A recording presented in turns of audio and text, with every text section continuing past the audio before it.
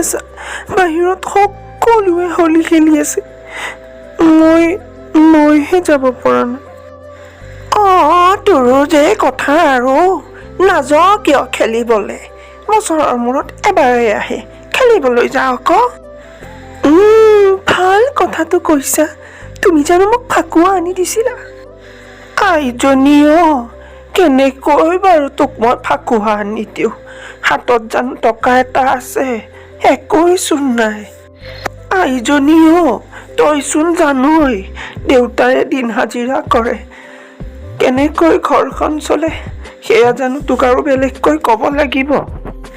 গতিকে আই, তোক কেনেকৈ বাৰু মই ফাকুৱা আনি দিওঁ তইয়ে কচোন?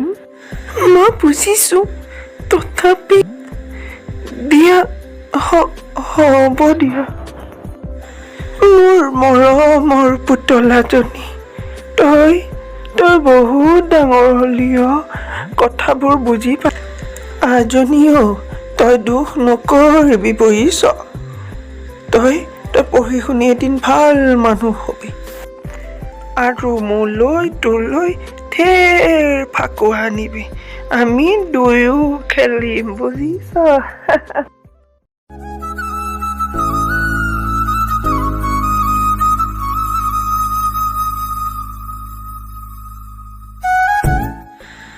হে ভগৱান, আমাক আৰু কিমান কিমান কিমান দুখ দিয়া।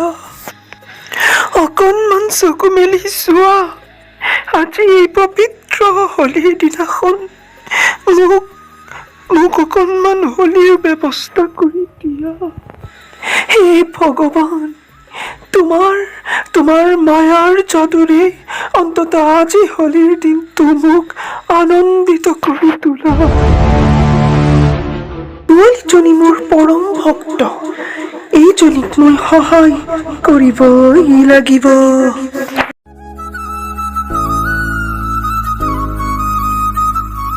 হেৰি, আজিও ক'তো কাম নাপালে নেকি?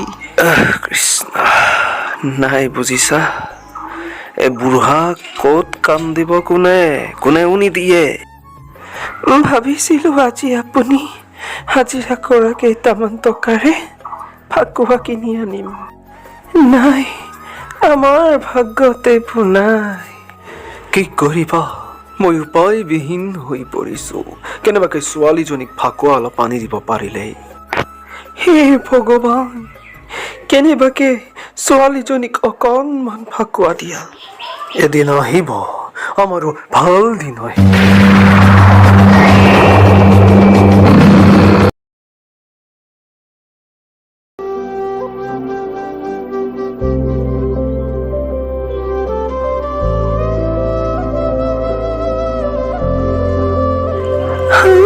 কি আচৰিত, মা চোৱা, হোলীৰ বৰষুণ দিছে।